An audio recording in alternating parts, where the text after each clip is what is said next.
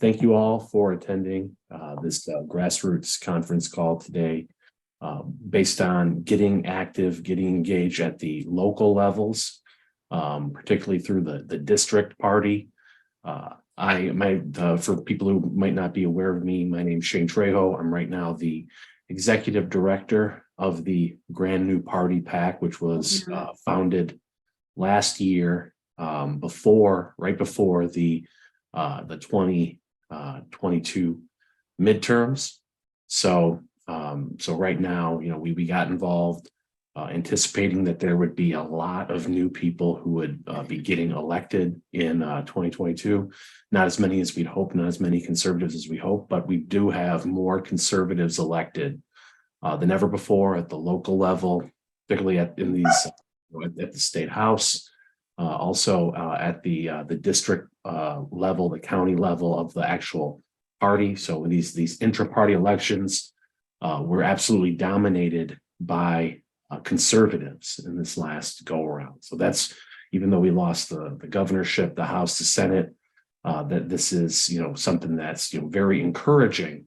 So we're involved in the fight, try to keep this momentum going, give people the resources they need, the support they need, so that they can stay in office and that more people can come and join them. And the more our momentum keeps growing, election cycle after election cycle. Before that, I was the 11th District Republican Party chairman. So I've been active at many different levels throughout the state for over 10 years now. And I'm happy to bring you guys in and do what we can to try to figure out constructive ways on moving forward. And so I'll introduce all the other people who are the main participants on the call. I said, if you guys came in late, we're going to open up to questioning after we kind of go over a few topics. So I'd like to also introduce JD Glaser of Delegates Voice. Although there, JD ran for Michigan Republican Party chair and has been involved in a lot of different trainings for election integrity and Robert's Rules of Order. So good to have you on, JD. Thank you. Awesome. And we also have Jon Smith, who are you still the Hillsdale County GOP secretary? No, I'm not. Okay, can't legally say that anymore, but you are the 5th Congressional District Republican Committee chairman. And that's what area does that encompass? So that's from lake to lake, Lake Erie, all the way to Lake Michigan. That's Monroe. I got 10 counties. I think I'm the 3rd, potentially maybe 4th largest district. Monroe, Lenawee, Hillsdale, Branch, Jackson, Calhoun, portion of Kalamazoo, Cass, St. Joe, portion of Marian, and I think I said them all there. Awesome. We also have on Annie DeLisle, who is the 8th district, the new 8th district Congressional District Republican Committee chairwoman. Annie, what areas are your district cover? Sure. So the 8th Congressional District covers all of Genesee, all of Bay, all of Saginaw, about 3/4 of Midland County, and Arbela Township down in over in Tuscola County. Awesome. And we also have on the Grassroots vice chair of the Michigan GOP, Marian Sheridan. Marian's been around since the Tea Party days and is one of the most effective Tea Party organizers in the entire country. So Marian, want to give just a brief introduction for some of the stuff you're doing? And we'll get into more of the election integrity stuff later, but just a brief introduction, Marian.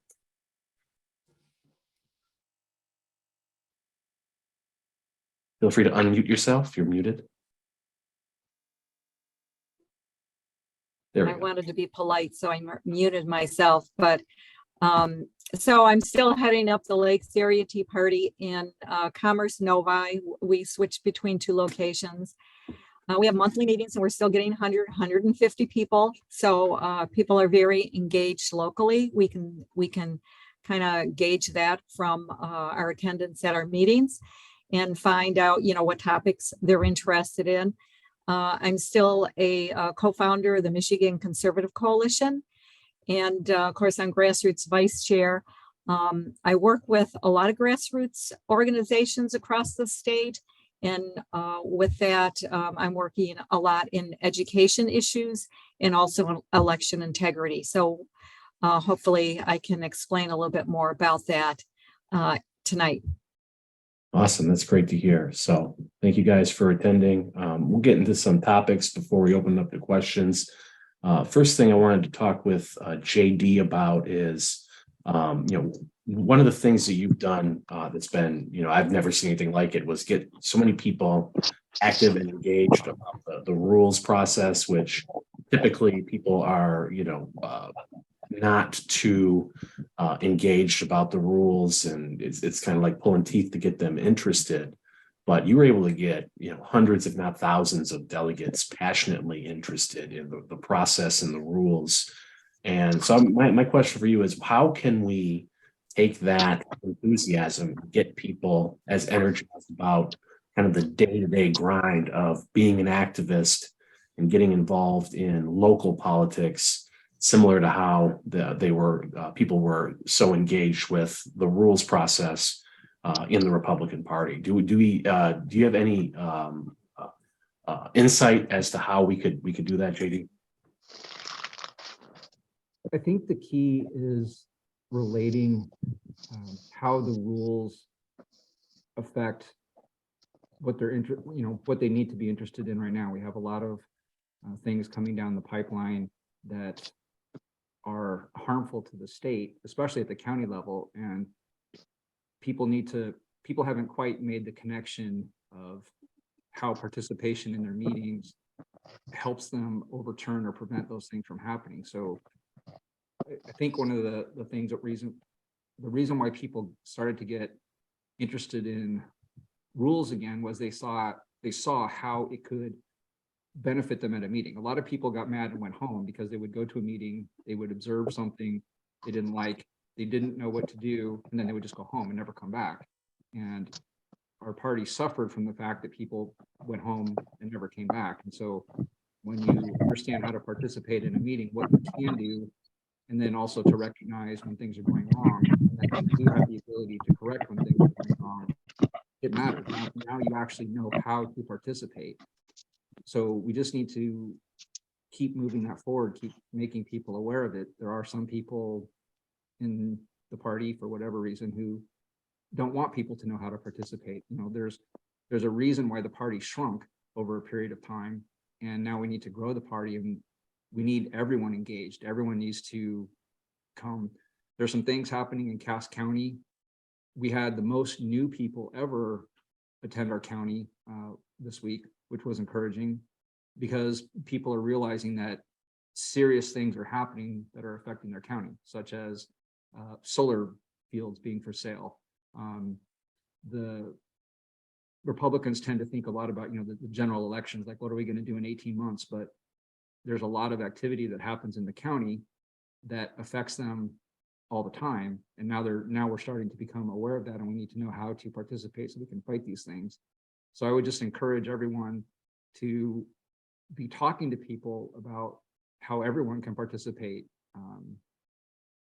Our founding fathers said, if the people are educated, then we are able to manage our government. And we just have to overturn the fact that we've checked out for a while. Now we have to get checked in and understand how to fight. Definitely. And I know that there's been like a lot of success, like, and Marian can, I think, interject here, in Walled Lake. One of them was really, a small area, but incredibly corrupt area. We were able to get 3 different people elected to the school board, who, still, it's still an uphill battle because they need one more till they have a firm majority. But people, were kind of able to get involved from, the different, various activist groups, get behind 3 hardworking candidates, and then actually get involved in the process and actually see that victory at the local level. And now they have champions who will, at the very least, call out a lot of the crazy stuff that's coming down the pike. The CRT, the, pro-transgender indoctrination and things like that. So Marian, can you speak a little bit about how that success came to fruition in Walled Lake and the kind of the groups that have formed kind of around that success. They're trying to export it throughout the state as well. Marian, you're muted. It was an awesome achievement. I don't know if any other school district elected 3 people to the board, to the school board, but in Walled Lake they did. And it was, you know, it was a kind of like a coming together of, let's say, the Lakes Area Tea Party and also the 11th Congressional District, and certainly a parents group that formed in Walled Lake, Citizens for Parental Choice. And so like all these groups were working together and trying to raise funds together to help these 3 candidates, knocking doors. So a great success story. And I don't, you know, are we going to get into education at all, Shane? Like, do you want me to elaborate? Sure. Yeah, elaborate, because I know that there were, you know, several groups that kind of spurred up from that. You know, there was a Citizen for Parental Rights group. Now there's the Great Schools Initiative that's spreading throughout the entire state. So can you speak a little bit about these groups that kind of independent groups that can really, you know, sway people?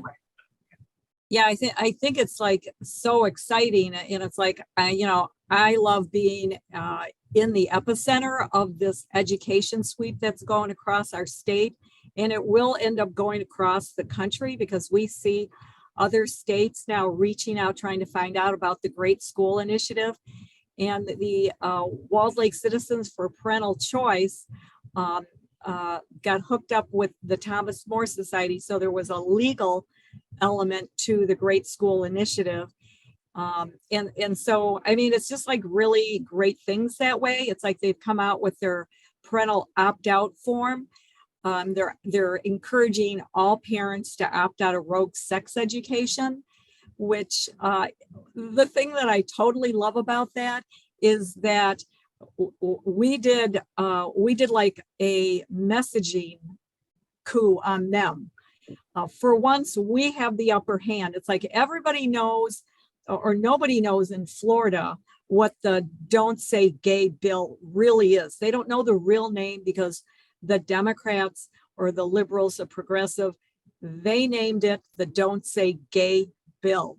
Well, we named sex education rogue sex education, and now the media even uses that term. So it's really kind of cool, and there's great things coming out of that. You know, that's a whole discussion in itself. But all of this came out of these groups working together. This great parents group now teaming with the Thomas More Society, and this is spreading statewide. And in a couple of weeks, you're going to see they're going to start dropping the lawsuits on the school. And I don't want to take up too much time, but I'm just the great thing also about this is that we see that the Democrats, the MEA, the ACLU, they are all on defense. For once, we're on offense, right? We're the ones taking it to them, and they are like, they're besides themselves because they don't know what to do about it, because we're using state law, and they don't know what to do about it because we're pushing. It's resulting in lawsuits because they're not accepting the state sanctioned opt-out law. So it's really good things are coming out of that. Did I answer your question? Oh yeah, absolutely. It just shows how kind of that local resistance, it resonates upward. And, you know, we've seen so many problems with the, you know, the legislature, with, you know, ship in the state. So we have to be the leaders ourselves. We have to reclaim it at the local level, and then it will begin to resonate upward from there. It might take a little while, but that's the way we're going to take back the state and overcome the many institutional barriers that we're up against. Now I'm going to give it off to the district chairs. I know we also have William Rowerdink here. He's the new 11th district chair. So welcome, William. So let's hear from the district chairs. Let's start with Annie on what's going on in the 8th. What are some things that you are doing there, and how are you implementing them? how are you overcoming or trying to overcome, some of the problems that are facing you and the party? Annie, you there? Maybe we'll start with Jon Smith then. Jon, you there? Yeah, hey, what's happening, guys? Okay, cool. Every district's going to have its set of challenges, just like any other, like any county is going to have its set of challenges. I call us the red belt because if you look at the back left of your hand, we're the whole bottom part where your wrist and hand connect. And our whole district is red. So we're blessed to be in a conservative or Republican area, if you will. But we have our own set of challenges. We have Democrats running as Republicans. We have a lot of complacency here in our district. But as far as district goes, we just had our first official district meeting. We had to do some bowling nights, if you will, to get some teamwork going, just to get ahead of the curve of paranoia. We have a lot of paranoia in our party. I just wanted to break that ice. So we had a couple bowling nights, but we really just had our first meeting, and raising the bar or raising the culture of our party. We had to get the elephant in the room talk out of the way, which is, what is establishment? Define establishment in our party. Define what grassroots is, or define what individual responsibility is. Because at the end of the day, we're all individual. We're only responsible for ourselves at the end of the day. And I can't express that enough, because I have friends and family that are not in politics that are like, "Man, Dixon was such a bad candidate." Well, I didn't pick Dixon. So I can only be responsible for what I do at the end of the day. Because if you start taking on responsibility of what other people are doing, like what Joe Bellino's doing, for an example, my state Senate that's voting with Democrats, if I take that responsibility, then that's added stress that I'm taking on for no reason, and it burns me out. I think a lot of people take a lot of responsibility on at the party level, taking on the responsibility of what politicians are doing. We don't represent the politician. The politicians are certainly not representing us in a lot of ways. So we have to identify that and realize we are a private party. We're a private club. We have individual responsibilities. And we came up with 4 or 5, maybe 6 major ideas. I think most districts probably say this. I don't know how they put the work in, but voter turnout should be at every level, from county, district, state, should be one of the number one goals. Is how do we get more voters?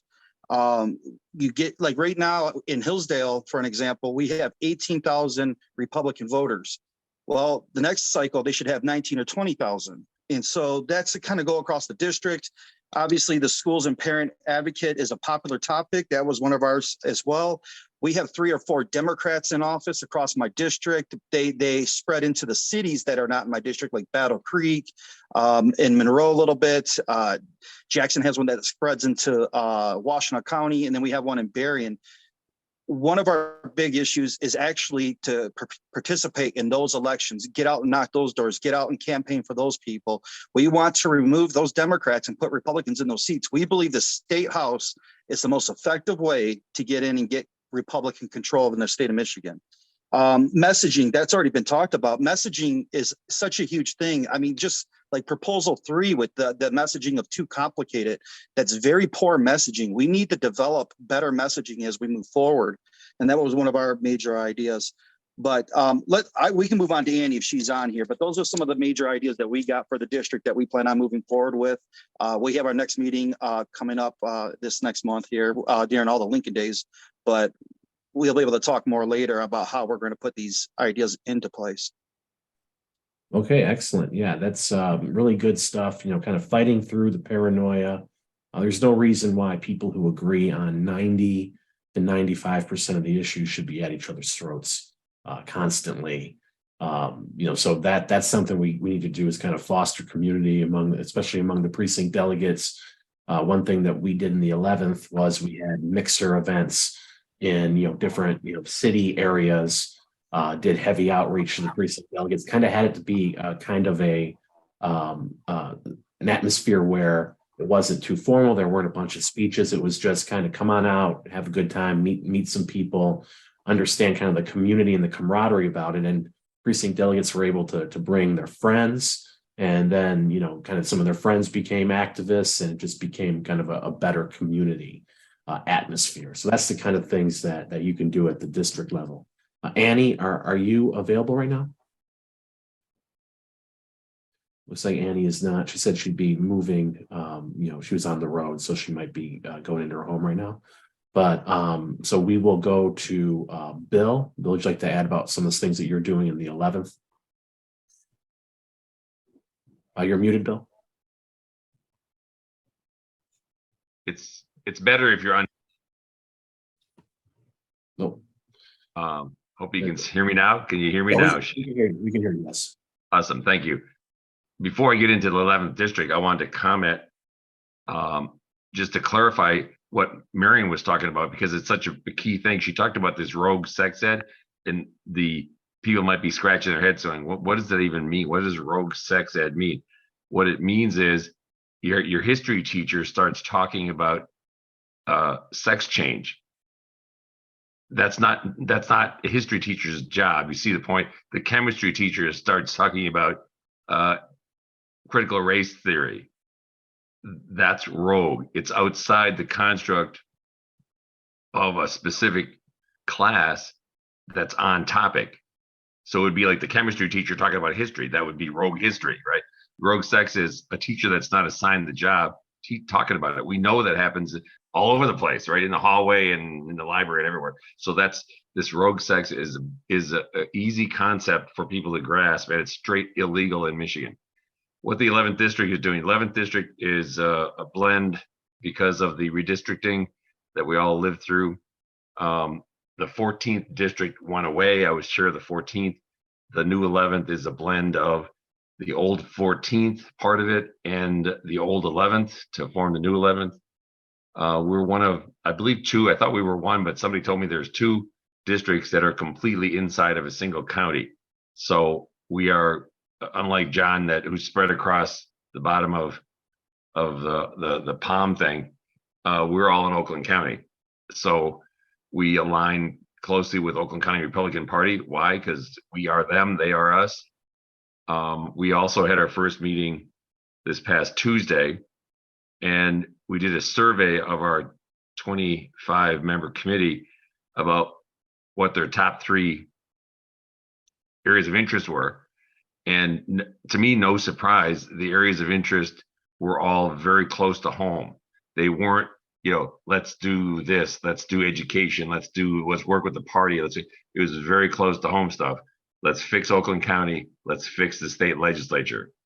That's where the area of interest is. So, what does that mean? It means these other groups and other activities are going to be on their own, because I think Jon said it well. Every district has their own set of issues. Our district's going to focus on home cooking. What's going on in Oakland County? How do we change the people in Oakland County that represent us in Lansing?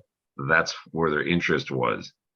We're new district, just like every district's new, right? Annie's new. We're all new. So that's a quick update from the 11th. Hey, Shane, do you mind if I inject real quick? Please do. So also another thing that I did was I got district chairs communicating with each other. I don't know if this has ever been done before. I got everybody in group chat onto Facebook into a group room. And then we also had 2 meetings already via Zoom and communicating with each other, and come to find out places like Warren over in District 9 or Andy over in District 2, they're already talking about doing like PD training, for example, if you will. Some people are dealing with the youth. And instead of spinning wheels where each district is learning how to do PD training or each district's learning how to deal with the youth, I asked them if I could take their curriculum, if I could send people them or they could send people down. And so we're not reinventing the wheel in every district all the time. And so we're going to trade resources as we move forward as well. It's great to have that level of coordination. I think with the realignment in the party, patriots, elected in most positions, that kind of unity is now possible. Whereas before, there was like a more of an establishment faction and then a handful of grassroots people. But now it's pretty much the grassroots in total control of the the apparatus of the party for the first time ever. education. And so if we use that as a way for precinct delegates to go door to door with maybe an education survey, let's start at the very basic level of educating homeowners in a school district on what's going on in their school and getting, more school board members elected. We can earn their trust and become familiar with them, where they now listen to us when we ask them to make sure they get out and vote. And actually the education message is a message that crosses party lines. So if we have people that are really ambitious and they want to go to independents, they want to go to Democrats' doors, we can win a lot of these people. So I just think like that's important. It's going to be such important work for the precinct delegates. And it's like on a district level, we really need to motivate and then it doesn't have to be actually restricted to precinct delegates. Although it gives you, you're very active in the party as a precinct delegate. You've gone through an election. So you should take ownership of that position and help spread the message that we need in order to win the elections and turn our purple states red, back to red. And one of the things that, I'm working on doing with the Grand New Party PAC, well, I'll talk about that in a minute because Annie is on, so she can give her update for 8th District right now. So Annie, go ahead. Thanks so much, Shane, and sorry for the technical difficulties I've got over here. So the 8th district, like, everyone else has said, it's a brand new district. Our particular challenge here is that the old district that was in place was kind of seen as unwinnable and defunct. Not a lot had been going on here for quite some time. And we joined with part of Midland County, which is very, very active, and they have a history of having a lot of things going on and great success in fundraising and things of that nature. So trying to build from the ground up and learn from those who have gone before us, who have a lot to share. We also have a few other challenges in that we are, unlike John's district down in the new 5th, we are a very purple district. So from door knocking that I've done in 2020 and then 2022, the Republicans that we have in this area are not as solidly red as other areas. So the messaging is so important. John and I had a long conversation about this, and I know I've talked to Bill about this a lot, Marian and others, other leaders in the state. The messaging is so important. So to that end, some of the things that I'm looking to do for the district are to actually bring in speakers to come in and teach that. Having additionally Citizen Journalist Academy, that's something that we are very interested in because we have some pretty good Republican representatives, but there's a few Democrat seats that we're seeing as vulnerable. We want to be able to turn those over in 2024. And then also we have a senator here that we really like to pack and send home in 2026. And so to do that, we want to encourage people to learn how to have proper messaging and proper interview skills so they can go and sit in on those coffee hours and ask great questions and then hold their feet to the fire so that we can get those messages back to the voters in the district.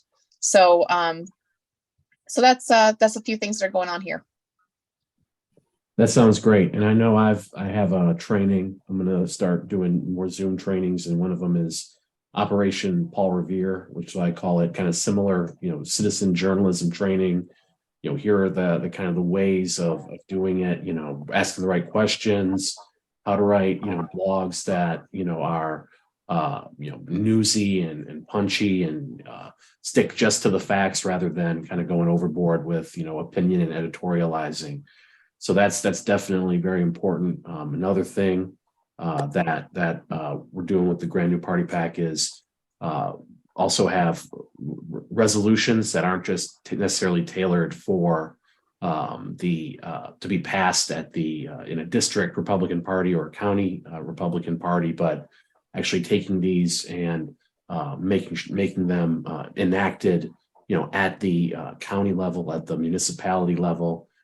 Second Amendment sanctuary resolutions, many of which have already been passed at the county level. Well, they need to be passed again. They need to be passed at the municipality level. There needs to be showing that there's this pushback. You see the fake polls of 85% of people support this gun control, and it's bipartisan because they got a couple of sellout Republicans to support it in the House or Senate. When 50 to 100 municipalities and counties say it will not be enforced in their jurisdiction, and that shows that there's substantial resistance to these measures that are quite heinous, especially red flag laws. That's very Orwellian and terrifying, and infringement on due process against the Second Amendment, obviously. Another one is religious freedom sanctuary resolutions, where the new so-called against the new so-called civil rights bill that gives transgender people certain rights, quote unquote rights, that will infringe upon the businesses of Christian, and then eventually be extended to more groups and extended to churches and things like that. It says any sexual orientation. There was actually a amendment put up by Representative Paquette that explicitly stated that pedophilia would not be a sexual orientation under the Elliott Larson expansion, and the Democrats rejected it. So if that doesn't tell you where this is headed, then nothing will. But moving on to what's kind of the nuts and bolts of the district chairs and the district party. I know JD is very intent on the rules, making sure the rules are fair, there's a fair process. So JD, what are some things that you think could be done with the rules, at a district or county level that will ensure that everyone has their rights honored and that it's a fair process? That's a big question. One problem we have is that we already have a good amount of rules that people just aren't aware of. So one of the first steps is just becoming aware of the rules that we already have. Someone says they can't hear me very well. Can you hear me now? Okay. Yeah, just try to speak up a little bit because it is a little muffled. Okay. One problem we have is that we do have good base rules already, but very few people have troubled themselves to become aware of the rules that we have. And that's an important first step before we start creating, a bunch of new rules. The second problem is just clarity of rules. I've seen that a lot of division that is happening is conflict over rules that aren't very clear, and either rules that aren't available or rules that are being withheld. And so that's a first step, just making all the rules available. And as the districts are making their new rules, strive to just make them clear so that everyone understands and that we all have a basis of what we're all agreeing on. Because there's a huge amount of fighting over the past several months over even what the rules are. And so these concerns everyone needs to bring their concerns forward so we can create a set of rules that's like, okay, we agree on the rules, because we can't even go forward until that's done. And I'm not a proponent of a ton of rules, but just that there's clarity so that everyone has a base agreement of what we're all doing in a meeting and go forward. Because there's a huge amount of fighting over things that are not clear. So if you can create clarity, that's a huge first step. I would say an outline of the purpose of your district. Why are you there? Kalamazoo had a very good set of functions written into their bylaws of committees and what they were for, and no one was doing those. But if they would have been doing those things according to their bylaws, they could have had a very effective county. So an outline of that can give a district a very good purpose, because the purpose of the district is to get enough people together across a geographic area to be achieving something vote-wise. Without the power of the vote, we don't have anything. And it's what we've lost as Republicans, having enough people get together to be able to vote on an issue in a meaningful way. And I think that's one of the most important underlying purposes of your district. Whatever you need to accomplish in your district as a district, getting enough people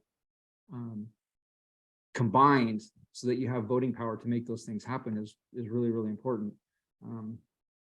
This isn't really a rule, but I would say an underlying aspect of something that needs to happen is, for a long, long time, there's been a very bad job description of what a delegate is. And because that incorrect job description was put out and repeated by everyone, you know, for example, your job as a delegate is just to show up every once in a while at state committee. And so because of that, you got a certain amount of people who signed up to be delegates, and so they don't do any work. But the fact is, delegates are supposed to be important. If you look at what, you know, Marian is what Marian is saying, what Jon is saying, what Bill repeated, is that delegates need to be influential. And so that needs to be part of the job description, that delegates understand that they're influential in their community, and that changes who gets recruited to be a delegate. I made a mistake one time of recruiting delegates that didn't do anything. They were Republican, and you could count on them to vote the right way at a certain issue, you know, on the main vote, but, you know, they wouldn't do anything else for the rest of the 2 years. So just something that we all have to be looking at is what is the job description of a delegate, and be recruiting personalities that are going to do that, because we need influential delegates. We need to bring people into the party. We need to be talking about, I think what Marian Sheridan said about rogue education is huge, because it's the first time we've defined a term. The Democrats are always defining terms. We have to define terms. We have to take it to them, and delegates need to be influential with that. So the rules should be including, as you make your rules, they should be including people in to creating the sphere of influence that is sufficient enough that we are, you know, winning this war again. So that would be the best advice I could give. Also to back you up, JD, we don't have to look at these rules once every 10 years. We should be looking at these every year, year in and year out, to make sure that we're following that path and doing those rules that we say that we're going to honor. And I know that, you know, in the 11th last term, you know, there were different things that kind of came up for the rules. You know, one was we added, you know, more oversight of spending, that the executive committee would have to, you know, approve, you know, any sort of, you know, more than $100 worth of spending would have to be explicitly approved by the executive committee. So just to kind of firm that up. And then, you know, it was there's a few other things that we addressed through a bylaws and resolutions committee that kind of looked at all that stuff. And we had a great volunteer who was very active and engaged in that. So we were constantly seeing, you know, what could be improved. And we kind of learned as we went, you know, what needed to be improved, and we addressed and kind of tackled those issues, and, you know, with a lot of deliberation. So like JD said, I think it's making sure that everyone feels included, everyone has their voice heard, and then as they're, you know, having their voice heard, as the rules are created, you know, they'll feel, you know, more have more legitimacy in the organization, be more willing to support it, either with their time, with their finances, bring in more people in, or anything else. Yeah. And I wanted to hop in on, you know, something that JD also said, as far as like the type of delegate that we recruit. There we go. I got it out. And that's simply that there has been a thought in the past that, you know, the delegates just come out only for one thing, like, oh, it's just fun. But the delegates, there is a responsibility, because we are essentially the whip in our precinct. So we want to go back, we want to take what we have learned and what we know and who's running and things like that, and keep people informed as much as we can. But the other thing that the delegates, you know, as we work together, there has to be, everybody needs to be rowing together toward the same goal. And that's one thing I think that's we've kind of lost sight of in some places. And that goal is always to recruit good, solid candidates who are going to follow the party platform, really be who we say we are as Republicans. and then fundraise to help get them elected and work to get them elected. And, when we do that together, when we keep everything streamlined and constantly refocus toward that mission, that's what makes us a powerhouse. That's what makes us successful. I agree with what Annie just said. And that's part of the rules, is for the delegates to be nominating. And people don't think too much about nominations, but nominating is really important. If the delegates were vetting, as Annie said, and we're nominating and fundraising to get them elected, which is what some of these PACs are trying to do, that's the most beneficial way, because then you know these people. For too long, we are electing people who run, but we don't know them. And if we were doing the nominating, then we would know these people better, and we could get there's 2 jobs in getting nominated. There's running a campaign and getting elected, and that's one job. And some people are good at that. And some people could actually do the job of the position, but they're a horrible campaign manager, or they're a horrible campaigner, and they would probably never win. And that's one of the things that the conundrums that we're in, is we elect people who are good at campaigning. And that's something that everyone needs to take a look at and make a decision. Do you want to find someone, nominate them, and get them elected because they could do the job? And that's something that the county can do. That's something that the people at the district could do. And it's a group effort. And if a group was united in making that happen, you would really have control over the outcome to your benefit. Another thing that can be done is, if there are precinct delegates who just like to show up every 2 years and not really do much of anything else, those are areas that you can recruit people who are workhorses, who are gonna really take their position and run with it, and engage the community and be gregarious and hit as many doors as they can and come to know the people in their precinct. Then those are areas you can recruit in. And also, if just because someone isn't a precinct delegate doesn't mean that they can't be an activist. I know that in the 11th, before, we would put people on subcommittees who maybe they weren't precinct delegates, maybe they were new, and we would get them involved and give them a leadership position in the subcommittee. Some even rose to be the heads of the different subcommittees, and now they're precinct delegates. Now they're on the district committee. Now they're running for office. So, the kind of the decentralized, subcommittee format can help to get people involved. And that's a great way to figure out who the great activists are, and giving them that opportunity, giving them the ball, letting them run with it. Great things can happen from that. So, Bill, you want to add something? Yeah, I mean, I agree with what you're saying, Shane, about the district's bylaws, but I know Annie was sort of describing the carrot. I will also describe the stick. I don't know if other districts have this or not, but the 11th district and the old 14th also had, if you miss 3 meetings, you're assumed to have resigned.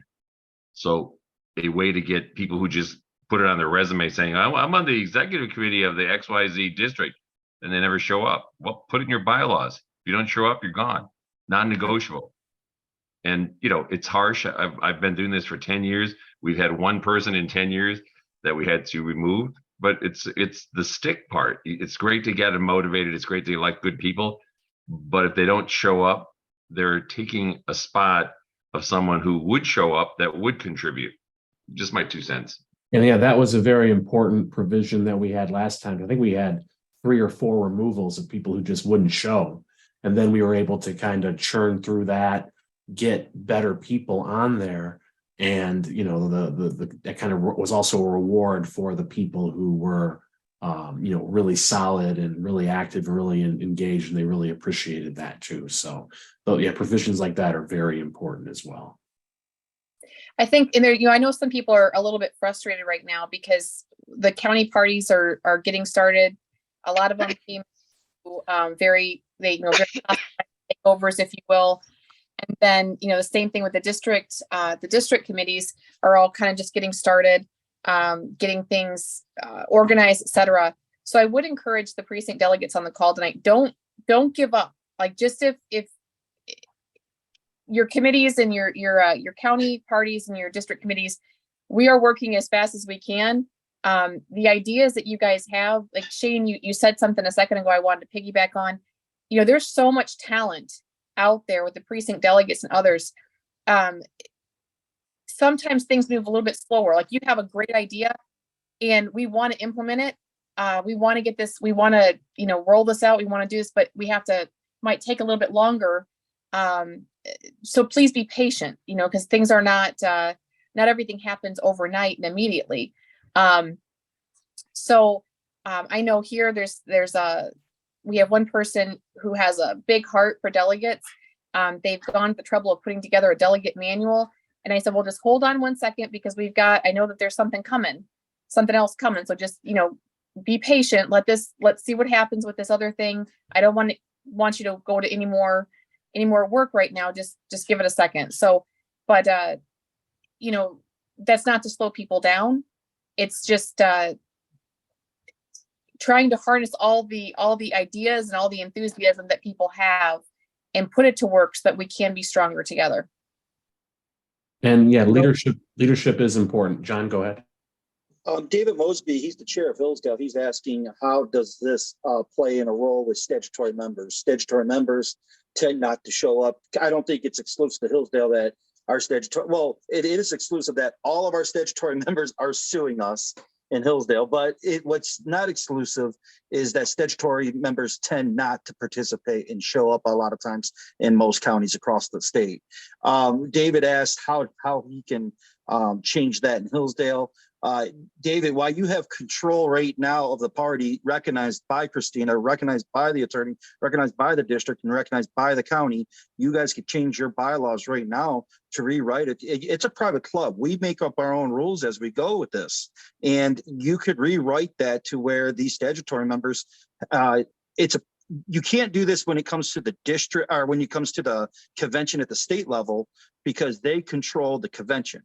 But as far as the private club goes, you could rewrite those bylaws. And if statutory members tend not to show up and they're not standing members, if you have that written in your bylaws, you can address it the way you guys see fit.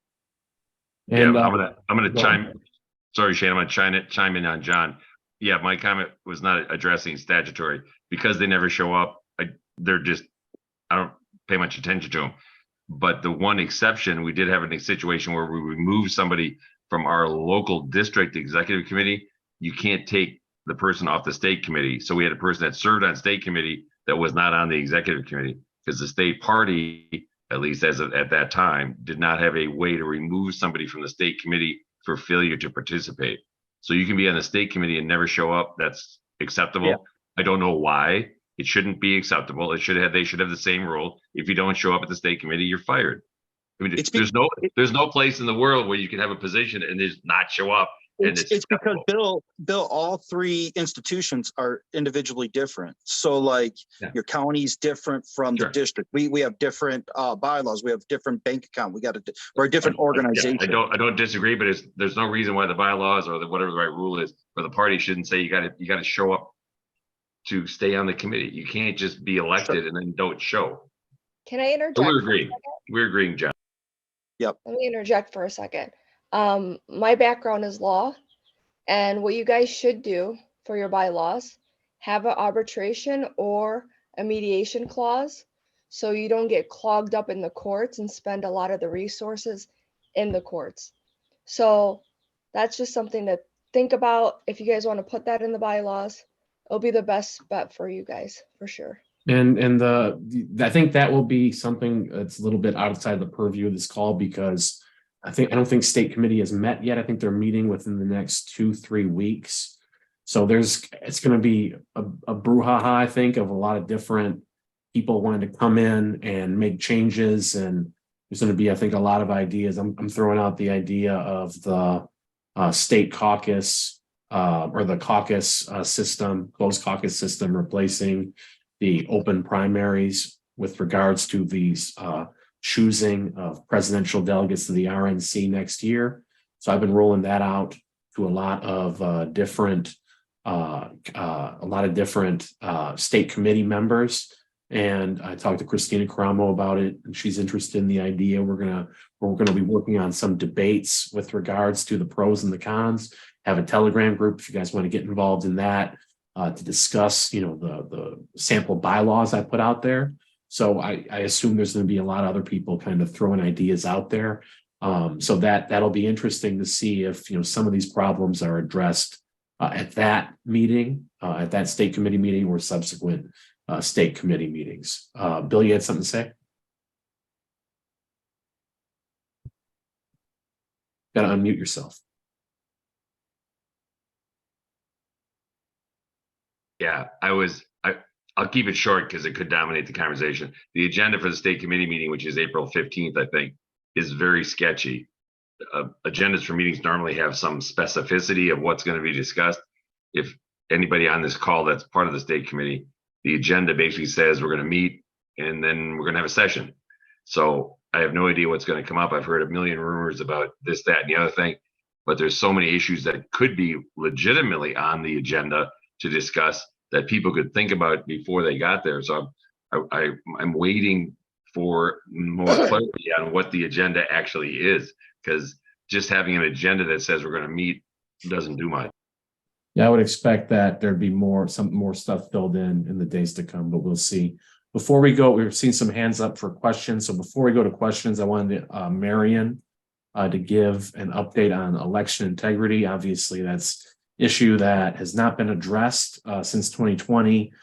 Still, after the passage of Prop 2, we're in a worse situation than we've been. So, Marian, what can we do at a practical level, at the local level, to push back? And what are some things that are on the horizon that can give us some hope and some optimism with regards to election integrity? Yeah, so, well, I want to encourage people that there are things happening behind the scenes. And it's like winning, we may have to look at winning differently than, like we have Dominion machines and we prove that they're corrupt and the election is overturned. Winning can be bite by bite, just the way, Democrats have worked over the last 40 years to corrupt our elections. So it's going to be step by step. And one of the things that recently happened is with the Thomas More Society coordinating with Michigan Free Elections, they filed a lawsuit, and within 5 days they won. And the lawsuit had to do with landlords in college towns. Well, specifically East Lansing had a local ordinance that forced local landlords to hand out voter registration applications to every tenant. So in a sense, they were, it's like, well, our Constitution gives us free speech, but if the government compels us to say something, whether it's verbally or through a paper, we don't have free speech. So it's a violation of our constitutional rights.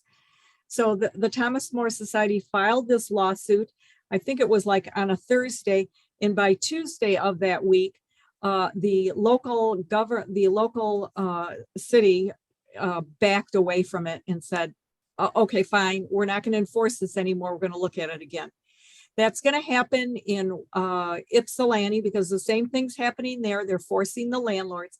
So we see this pattern of university towns that are the full picture of it, because Thomas More Society will come out, they're working with all these incredible researchers who are pretty much providing them with the material that they need to base their lawsuits on.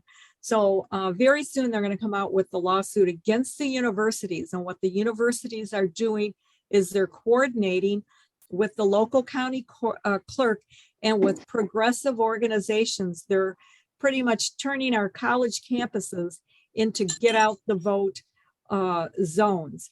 I just can't even tell you all the progressive organizations that the universities are coordinating with in order to get the students to register to vote, to get out the vote.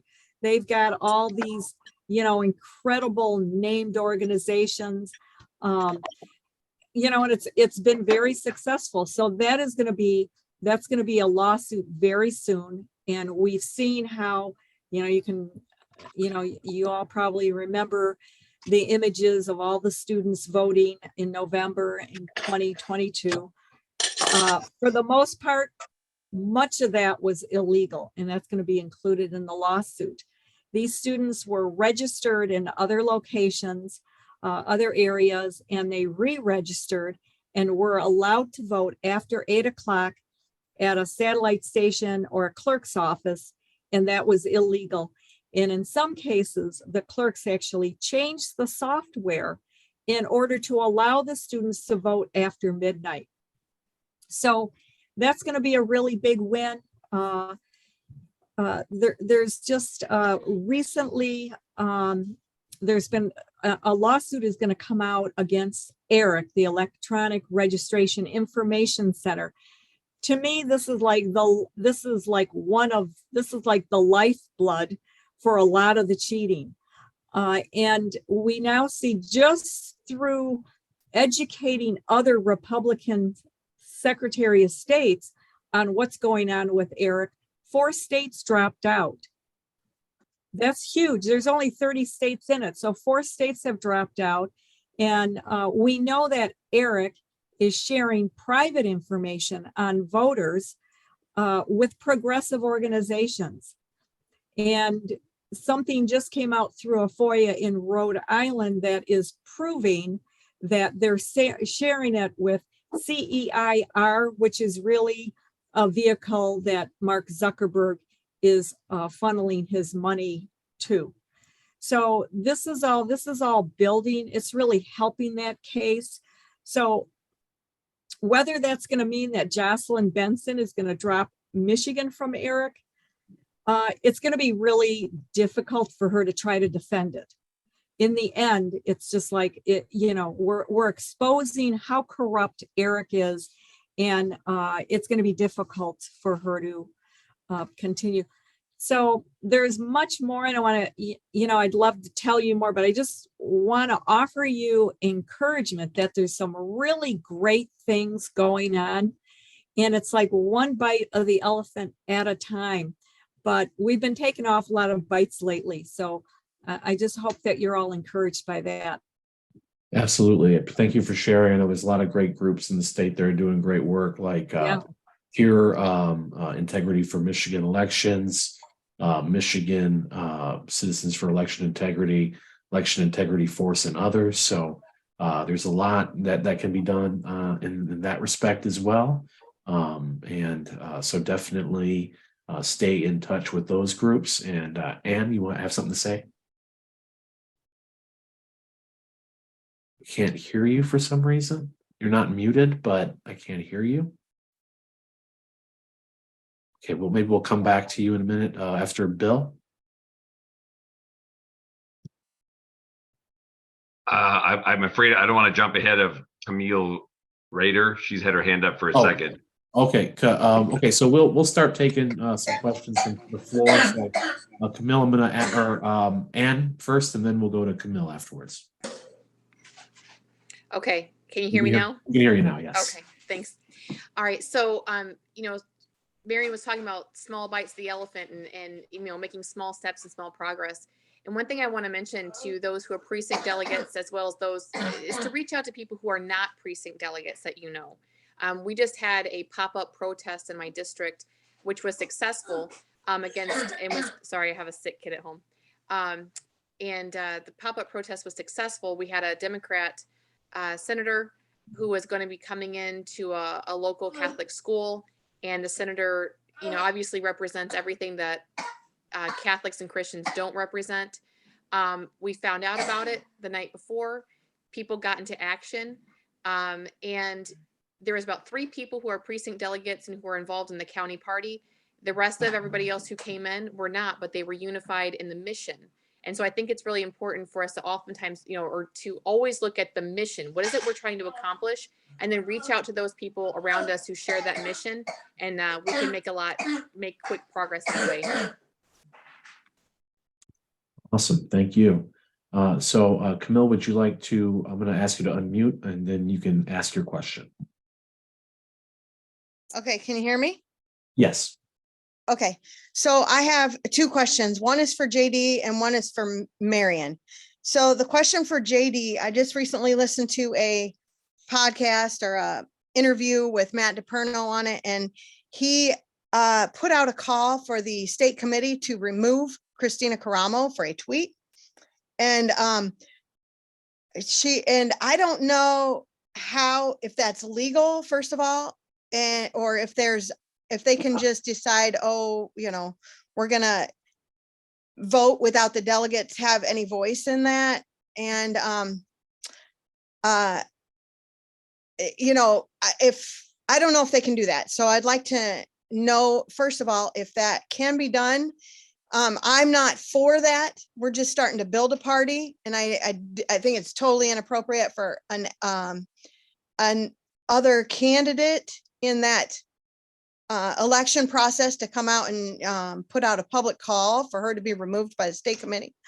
But beyond that, the other question for Marian, I just had watched a video of James O'Keefe. He has a new media group, and he went out to door to door. He had pulled up this information from these donations, Act Blue donations, where one address was giving, $75,000 over the course of 4,000 donations. There were $1 and $5 donations, and the people didn't give those donations. They were just, Act Blue is using those addresses and those names to launder money.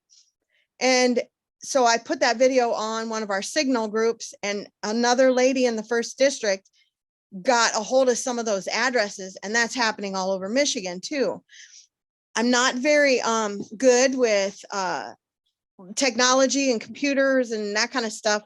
Like, I'm a good person to go out and I will knock on doors, but I don't know how to get the information downloaded and, data inserted. I'm not that kind of person, delegate, I guess.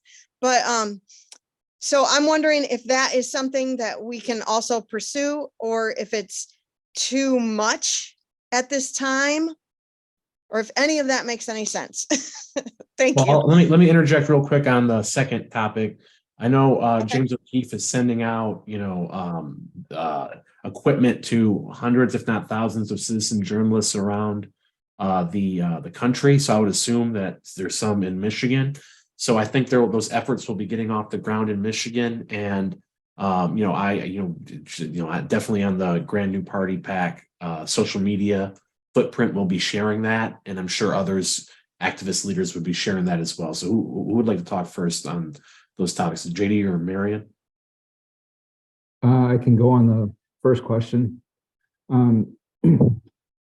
Okay, so technically, yes, there could be a recall. That's one of the parts of our system.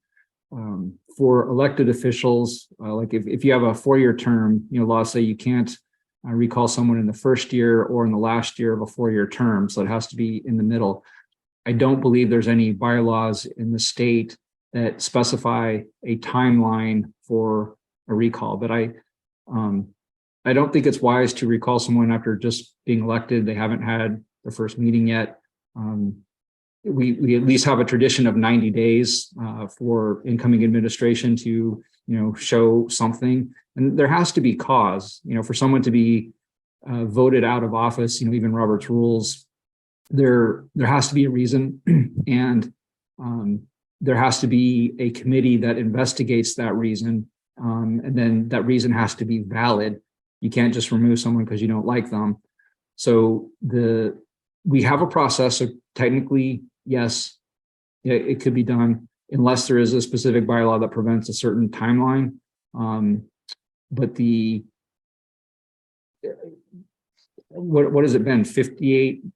How many days has it been? It's not even been 60 days yet. So I don't think that's very fair, no matter where you sit on the fence. It would have to come, and if that ever did go forward, it would have to be on the basis of a legitimate reason for why there's an incompetence to be recalled. There has to be a reason. It can't be because you don't like someone. There has to be a specific violation of office, a breach of trust, a breach of campaign promises, a failure to do the duties of the office. There has to be a reason, and it has to be a legitimate one. So I hope that answers your question. Thank you, JD. Thank you. And Marian, do you have anything else to add regarding the O'Keefe thing? I'm sure you've seen it, so just maybe want to comment on that real quick. Yeah, so a gentleman named Robert Pershek, who lives in Ypsilanti, is an 84-year-old. Now, what we're going to talk about here is money laundering and also elder abuse. You have an 84-year-old, and he since 2006 has donated $920. So, you know, we're talking what, 17 years. You know, it's like, how much is that a year? Less than $100 a year. He's made recently he's made 35 donations to Gretchen Whitmer of an average of $13 a donation. So we're not talking about a lot of money that this gentleman has donated. That's what the Secretary of State is indicating. But if we look at FEC records, it shows that he made almost 32,000 donations to Act Blue and Democracy Strategy Institute of nearly $120,000. So this gentleman probably has no idea, and he's being used because they figure he's old, he's feeble, he doesn't know what he's doing. We can just donate this money underneath his name, and we can get away with it. Now, the problem is that they probably can get away with it because they're using this with credit cards that they immediately destroy. So there's no trail to find who is doing this to him. And he's a Democrat. So he's probably, you know, like, does he even know that he made, like, you know, it, but so the problem is, if we want to litigate this, we need to have a plaintiff. So we need to find somebody that says, what? I donated 120,000. I don't care if I'm a Democrat or a Republican. Somebody used me and stole my identity, and that is what they're doing. Yeah. So, Okay. so we're going to need to find a plaintiff that says I was used and my identity was stolen. This falls right in line with other cases that the Thomas More Society is filing in elder abuse, because we are finding nursing home patients, senior citizen centers, where patients or residents really have no capacity to vote. They don't even know who their children are anymore, and they have voted. So we have people, it's like, we found someone who's willing to come forward on that. We're going to be able to use that to find other victims of elder abuse. So it's going to fit under that umbrella very nicely, but we have to find these people that are willing to point out that their identity was stolen. I think that will be an effort. Like Shane said, you're going to see more of that. I just think that there's going to be the election integrity researchers, I think, are going to go crazy on this topic. And it might take some door knocking, just like James O'Keefe did, to find people. And, in his video, of course, everyone was elderly. So, it's like, I think it's really a dynamic discovery. Mm-hmm. And I think that, we will have a role in that. Thank you. Awesome. So next we're going to go to Carrie Mullins. So I'm going to ask you to unmute. Carrie, ask your question. Hi, this is Carrie. I'm chair for Alcona County. One of the things that my precinct delegates have been upset about is the legislators. In particular, I cite the recent Elliott Larson Civil Rights Act amendment that basically has no religious protections, but it does have protections for now gender orientation And I do believe our lovely Governor Whitmer signed that into law. One of the things that they introduced to me was Form COL, Color of Law. This is kind of a stretch. I would like to read to you one tiny little paragraph. 42 USC 1983 provides that every person who, under color of any statute, ordinance, regulation, custom, or usage of any state or territory or the District of Columbia, subjects or causes to be subjected any citizen of the United States or other person within the jurisdiction thereof to the deprivation of any rights, privileges, or immunities secured by the Constitution and laws shall be liable to the party injured in an action at law, suit, and equity or other proper proceeding for redress. So the stretch here is that we can sign this and file essentially a formal complaint, have it notarized, and send a copy of this warning that you may be in violation of federal law, USC 1983, 42 USC 1983, because your actions, your vote essentially allows for the infringement of our freedom of religion. Are you guys aware of Form COL or anything like that? I mean, you guys had mentioned resolutions, writing effective resolutions and things like that. So that's kind of along those lines. That's a good one for you, right? It's definitely an interesting idea, and my only concern would be that you'd ultimately be relying on the corrupt bureaucracy to investigate and take action against it. And they don't care what the law is. They'll disregard the law when it helps them. And as we've seen, the judges will rule against us even when it's completely incomprehensible. So that's my only concern with that. I would, like I said earlier, you can always pass a resolution against, in your county party against the lawmakers the Republicans who went onto the dark side and joined the Democrats on this. And that creates pushback against them, makes them potentially more vulnerable for primary elections. I'm working on one in my county party right now on Representative Mike Mueller, who voted for the corporate welfare bill and other terrible things. So there are practical things that you can do, but I would not. I can add to that, Shane. Okay, go on. Yes. The best way to combat this, I believe, in my opinion, as far as anything legal, like you said, the bureaucracy of this is a nightmare. We're losing more appellate court judges as we're moving forward too. The best way to do this is elect constitutional sheriffs. We got one in the state of Michigan right now, currently is Darleaf. If we can elect constitutional sheriffs and put those in place, no matter how bad the laws get, if those sheriffs don't enforce, like we've seen through the mask mandates, those laws won't be enforced in your community. So I think it's really important to get constitutional sheriffs in office in order to combat some of this bad stuff that we got going on. Well, what's excellent about Alcona County is that we are a Second Amendment constitutional sanctuary county. We did get the commissioners to pass that, and we do have a Republican sheriff. There's more Republican sheriffs than Democrat sheriffs. The problem is a lot of times Republican sheriffs aren't constitutional sheriffs. And for an example, if you want election integrity investigation, Darleaf is the only constitutional sheriff or known constitutional sheriff, I believe, in the state of Michigan. He's not going to call a grand jury by himself to investigate. If we had 12, 15 sheriffs on board, we can call a grand jury on the election integrity issue right from the rip. So realistically, we need more Darleafs.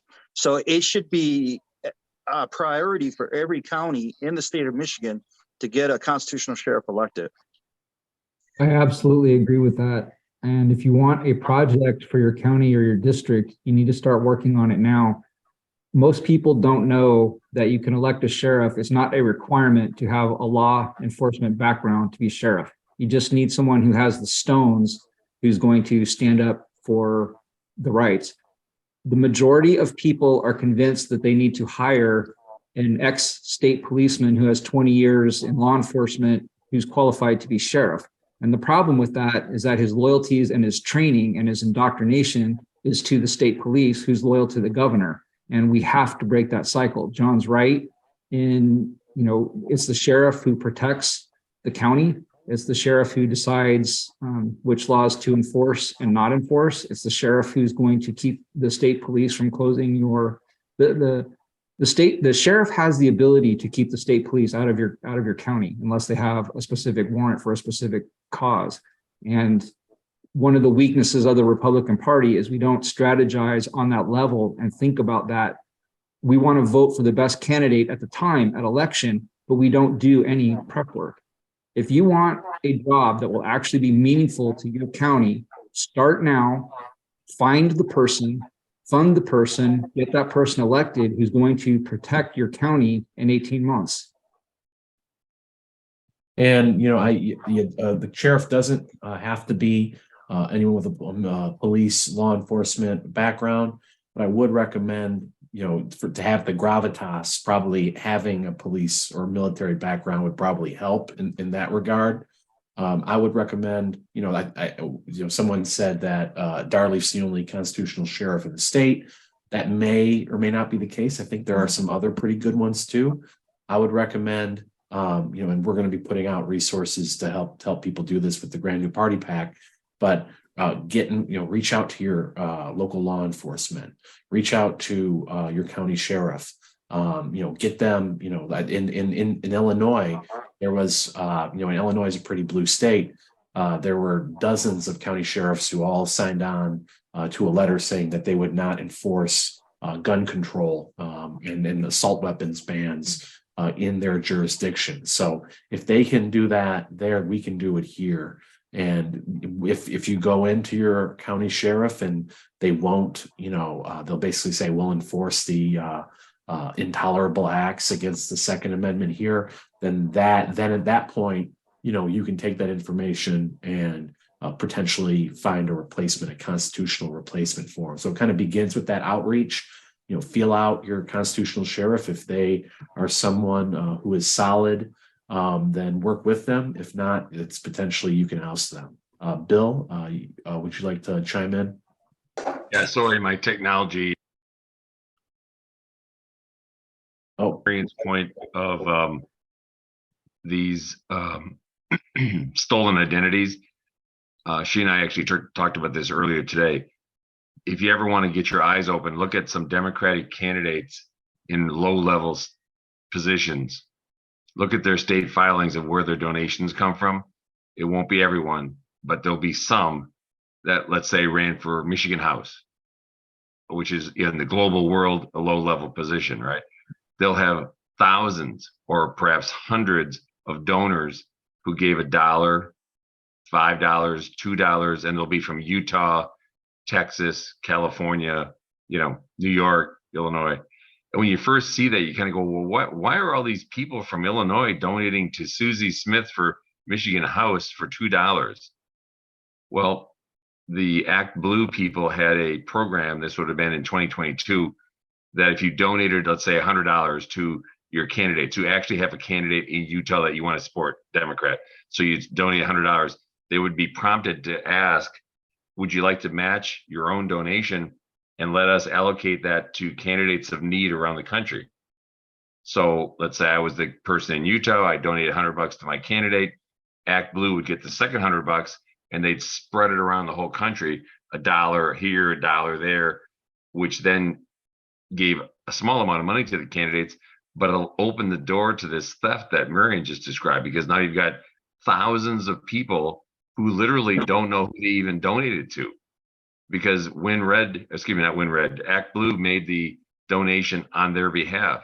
So I don't know if it's corrupt or not, but it seems corrupt when you hear it described and you actually look at how the pieces fit together. So Joe, the guy in Utah that made the donation of $1 to Susie in Michigan, literally doesn't know he made the donation to Susie, but they have all the information in Act Blue. It shows up. They download it on the report. It gets filed with the Secretary of State of Michigan. They comply with all the laws, but now that person's out there as a donor. Anyway, that's all I wanted to say. It's it's a monster that we're fighting that is very smart about how to use money. And I see that, John, you've had your hand up for a while. What do you want to say? Yeah, there's 90 participants on here right now. There was almost 100. And I know a lot of people are here because of Mark Fortin. I want to clarify one thing about Matt's statement on the news, and that is forget about it. Like, Matt is not the deciding factor of what moves forward in the party. Matt has an opinion. Shane has an opinion. I have an opinion. Christina Caramo has an opinion. You have to get beyond people's opinions and move forward and navigate the party forward and do what you can do forward. Yeah, take note, if you will. But for anybody that's going to go straight to Telegram and spend hours and hours talking about Matt being an establishment or Matt this or that, be honest with you, it is a waste of time. We have to move forward. We got to get past the language, the talk, the BS, the bullshit. We're all free individuals. Someone was, I think her name was Camellia. She asked if she should get into something. First and foremost, we're free individuals that are we're able to do whatever we want. I can probably speak for Marian, Shane, and JD, probably the district chairs, is we're spending hours. I mean, I was spending 50, 60 hours a week for the last few years, and I've toned that down just a little bit, but we don't have the time to go out and do some of the ideas that everybody has. So you don't have to ask for permission. You go out and do something, and that's how you become productive in the party. That's what PDs are supposed to do. They're supposed to take this upon themselves and actually be productive and assertive with what they're doing.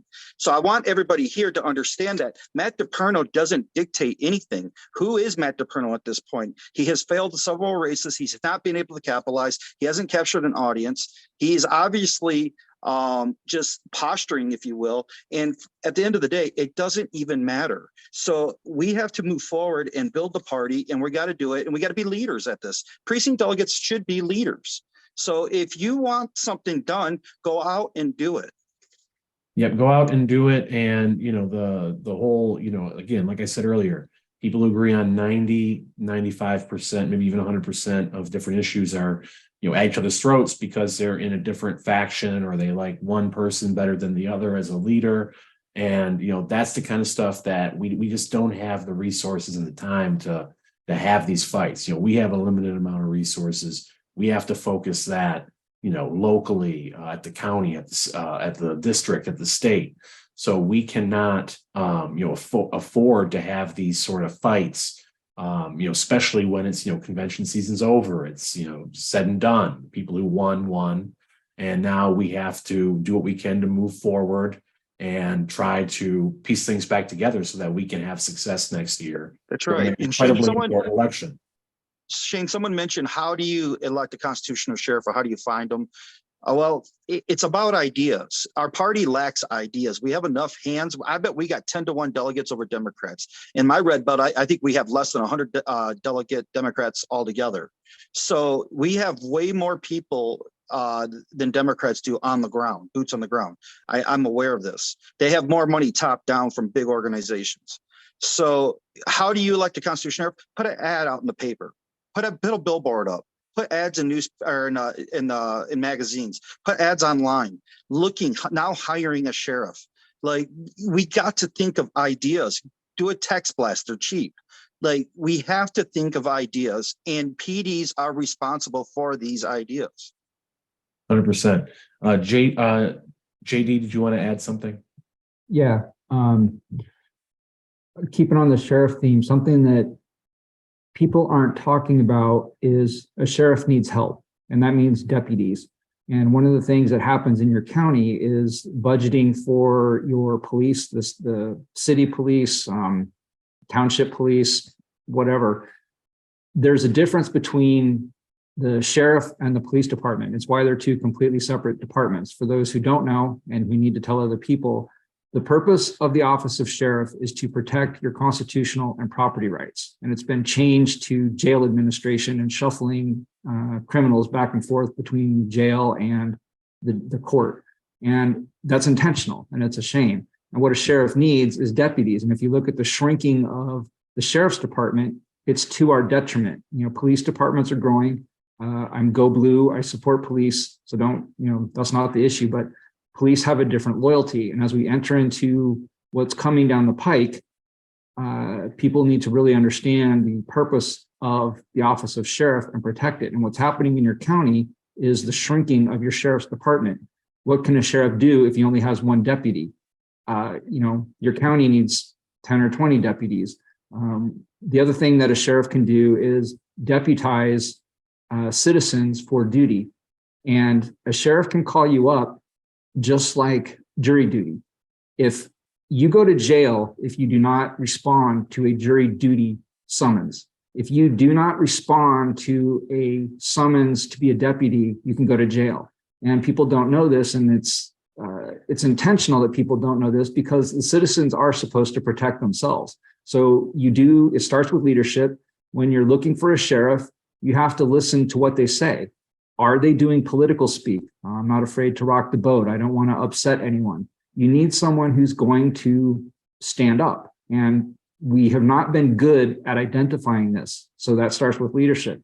And then that person's going to need help. That person needs deputies. That person needs citizens. That person needs the support of the county.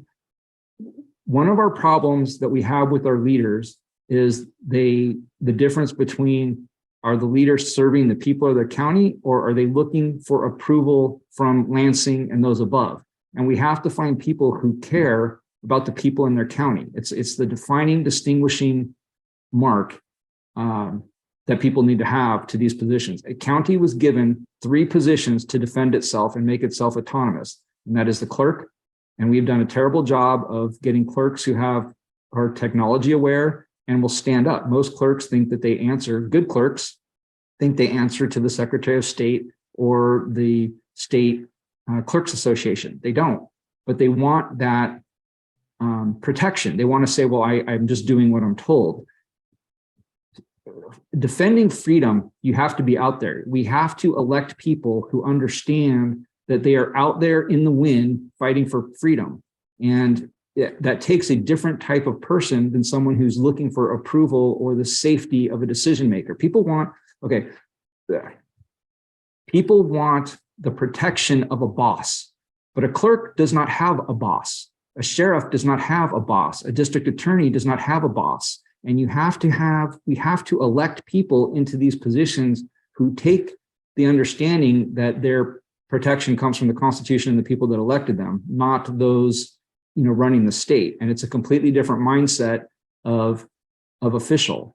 And when we're thinking about people in the next 18 months coming up for the positions of the county, we spend too much time thinking about representatives and senators, and we don't spend any time at all thinking about who's the judge of the county, who is the sheriff of the county. We never hear about judges. If people would interrogate judges the way that the people interrogated for the state chair, 25 interrogations, we wouldn't be in this position. So something for everybody to think about. Dig in and figure out who's going to be your judge and who's going to be qualified for these positions. We need people who will stand up. Thank you, JD. And Annie, you want to interject? Then I'm going to go to Dane for a question. Sure. So I'm so glad that JD and Marian brought up some of these things because I had wanted to bring them up tonight too. So when we're talking about finding a good sheriff, finding a good judge, I'm so glad you mentioned the judges, JD, finding a clerk. These are critical positions, as they've said. And I think sometimes what we don't think about is the time frame and what it's going to take to get these people elected. And right now is when we need to be doing that research. So every county party should have a candidate committee. And so number one, if this is something you're very passionate about, I would encourage you to contact your county party and see if you can get involved in the county, the candidate committee.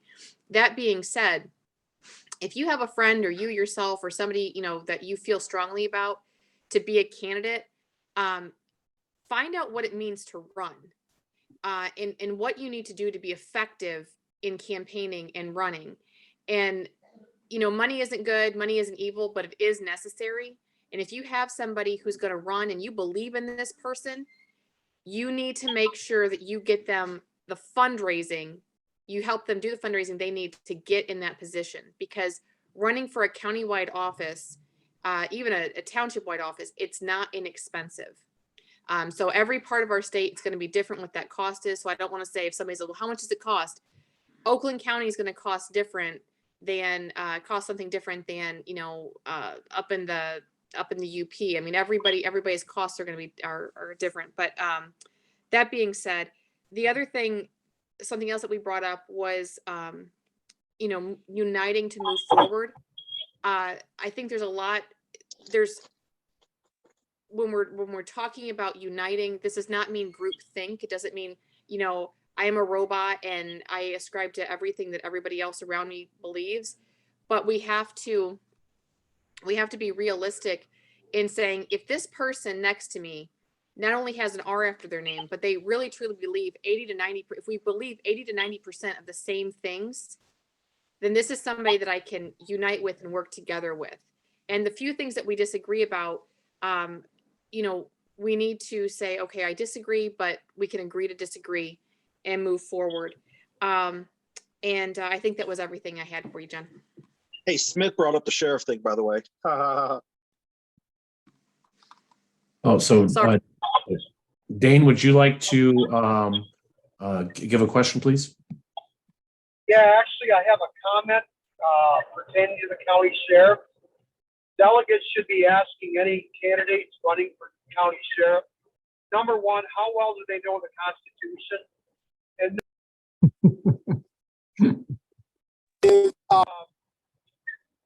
knowing, if they ask them if they know what nullification and interposition are, that they're prepared to nullify any unconstitutional laws, edicts, executive orders, and so forth that go outside the framework of the Constitution. Absolutely. Yeah, nullification is a very important concept. Right. Are we still going? But the interposition is even more important because they are the highest elected official in the county. They're also known as the lesser magistrate, and their duty is to interpose on behalf of the people. You look at Richard Mack's 1995 landmark Supreme Court case where he went up against Janet Reno. He did just that, and that's a good constitutional sheriff there. And people need to understand that the sheriffs have the ability to deputize law-abiding gun owners in his county, his or her county. And a lot of people don't know that. They look at a sheriff and go, okay, this guy's been in law enforcement, or this gal's been in law enforcement for 25 years. Great. But are they going to do the job? Are they going to do the job of the actual peace officer? We don't have that anymore. We're in a complete, total police state, and we need to get out of that framework. That was just my comment. Hey, Shane. Hey, Shane, can I make a plug real quick for this? Sure, go for it. So Sheriff Richard Mack's Constitutional Sheriff's Peace Officer Association, John Rutan from Hillsdale, my friend, is the state director. And I'm a lifelong posse member as well. I got a badge when I signed up. And what's funny is that badge has got me out of like 10 speeding tickets too, by the way, because as soon as I open my wallet to give them my ID, they ask me like what department I'm part of. And I'm like, oh no, I'm part of the Constitutional Peace Officer Association. Then I start talking the Constitution.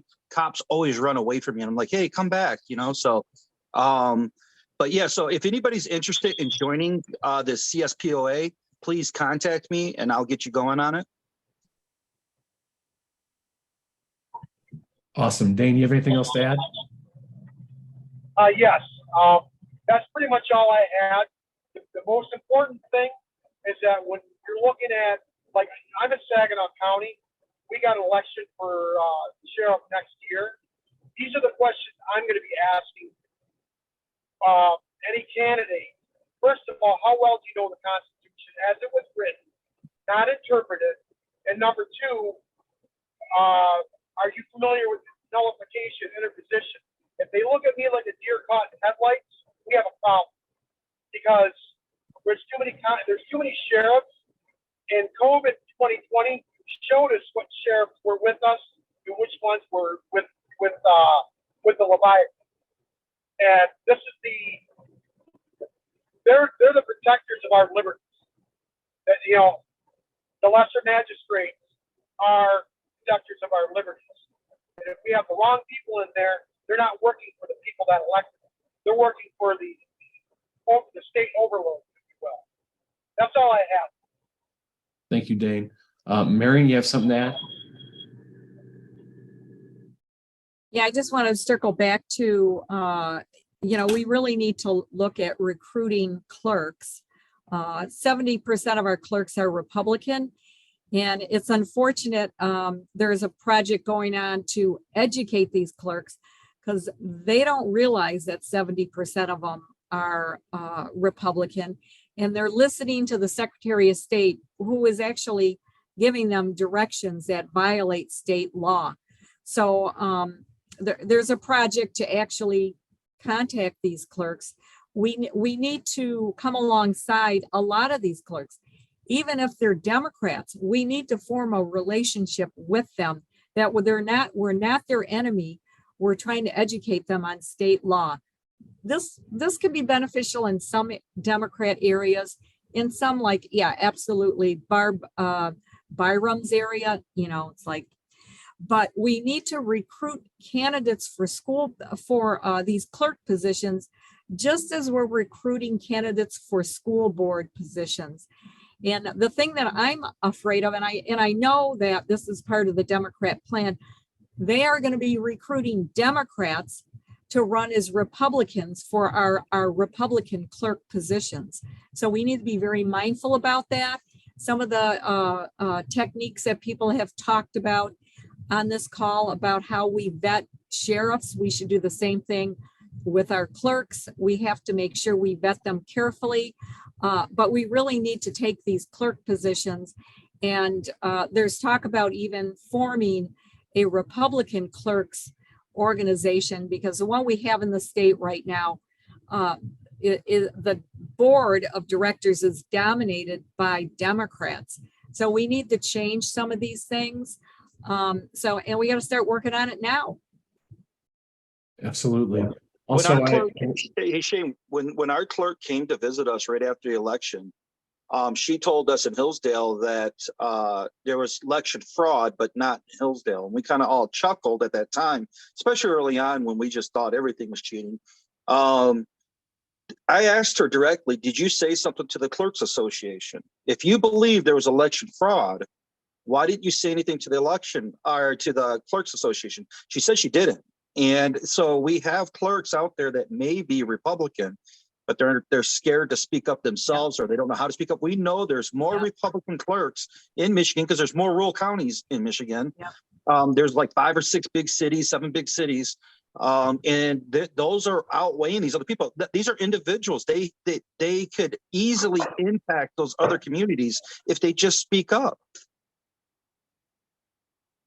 They don't know the power they have, and they can actually flip the board of that state clerks organization to Republican if they knew to do this. But obviously they don't know that. So there is an effort to educate them on, state law and the violations that the Secretary of State is actually encouraging them to do. So the clerks are just so important that, we have to make sure that we have good clerks. And what are we looking for? We're looking for clerks that will just hold fair elections. Is that too much to ask? We're not looking for them to put their thumb on the balance, on the scale like the Democrats are. We just want fair elections. It's pretty sad that we're in a time of day right now where just doing what's right's having balls. I mean, we have in North Adams Township, which are Adams Township that you're aware of, Marian, where that our clerk in Adams, it tried to hold her tabulator for 22 months, and the state issued a warrant, and our county judge technically issued the warrant as far as confiscating that. And then they stripped the local township clerk of all her duties, and our county was involved in this. And the county came in, went into the basement, literally took all the 2020 ballots out of the place and left the door unlocked during an election for a millage, which gave a whole chain of custody problems, if you will, for the last previous elections. I mean, and we're in Hillsdale, of the bastion of conservatism down here. I mean, I don't know where we're at across the state. but we got what, 82 or 83 counties or something like that. We got a lot of work ahead of us with these clerks. No doubt. Dorothy's had her hand up for a while, so I'm going to ask you to unmute, ask your question, Dorothy. Thank you. I agree with Marian. It's important to develop those relationships. Our county Republican Party, we've started the year with some really hot topics. We're opposing the Camp Grayling expansion, which would directly affect the watershed basin of our a good chunk of our northern Michigan area. And also we're supporting the Second Amendment. And we contacted our sheriff before because I'm a new county commissioner. We contacted our sheriff and asked him, where he stood on the Second Amendment. And he does support the Constitution, but he wouldn't sign the resolution with us as a board. And I think if we had approached it a little bit differently, I can't be sure because I wasn't that one who actually got to speak to him. But I just wonder if we cultivate that relationship a little bit, if he would have understood a little more about it. We're not changing the law, we're just upholding the Constitution.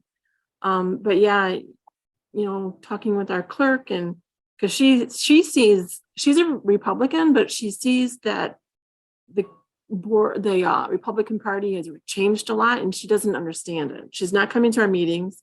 So there's just a lot of explaining that we need to do and show her, educating her. We also are aware we need to watch how these candidates are. They say they are conservative and they support the Constitution, but we have to really be aware of where they actually, stand on things. So that's just my 2 cents.